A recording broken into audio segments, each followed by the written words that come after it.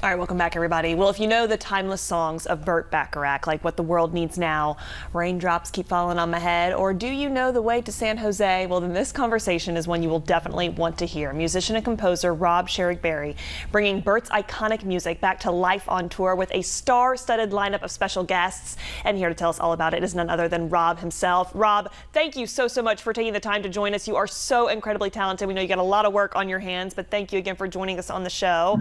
I want to start with, again, you started working with legends, right? Burt Bacharach, Dionne Warwick in your late teens. What do you kind of remember most about those early days, and how did they really shape your career as now, again, a composer and arranger? I think the fact that I was allowed into the room at such a young age is what I remember, that I had the opportunity to grow and learn, sitting 6 feet away from Burt on stage, seeing how he played, how he led the orchestra, how he interacted with singers, and then got to go in the studio with him and with Dionne Warwick. And so you learn about songwriting, you learn about arranging. It was just this immersive, deep dive into, some of the best of pop songwriting. Yeah, wow, we know again that really launched you now into, again, a beautiful career that you have. You're now bringing Burt's music on tour. Let's chat a little bit what this will look like and kind of what the process was when crafting the musical direction for this show, right? How do you kind of decide which songs you're going to feature and really how to represent them now for a modern audience?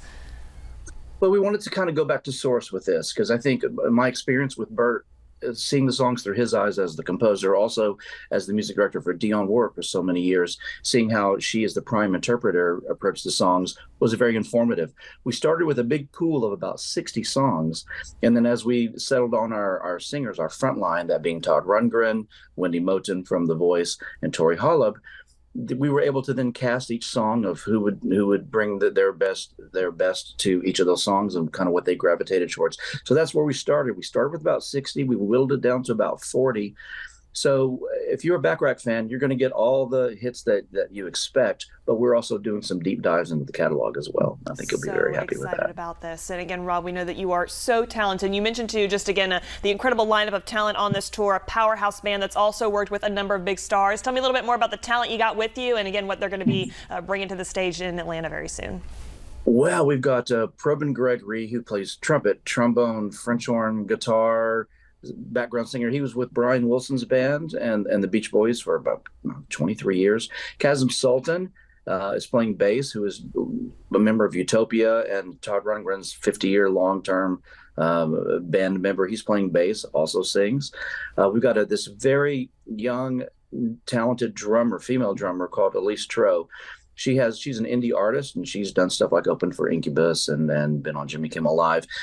She's holding down the drum seat. She also sings as well, and she'll have some features. So everyone in the band are singers and have their featured moments. And so the amount of talent up there is just incredible. There's a shot there of Woody Menkowski, who is a singer and an incredible saxophone player as well.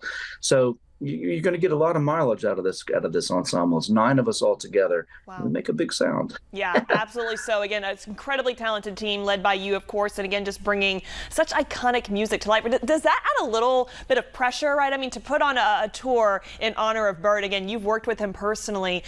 What's this like for you? I imagine it's quite a full circle moment. It was emotional. I was actually teary the first day when we opened in Ventura, California. As we got there, we hit the end of This Guy's in Love, and I got emotional about it, because I've grown up with both Burt and Dionne in a way, sort of like my musical mother and father. So it's been emotional there. All of us on stage, we have this one unifying thing, is that we're all there to honor Burt and the songs, and really, Peyton, the songs are the star of this show. And I think that's the takeaway that people are going to have. If Burt could see you now leading this on tour, what do you think you would say? I think he'd be thrilled, because also I learned a lot of things from him, and not just working with big artists, and he worked with some of the biggest artists of the day, but to also work with new artists. And so that's why I'm happy that we have Tori Holub on. She's a new artist. She's been an internet sensation, but this is her very first tour.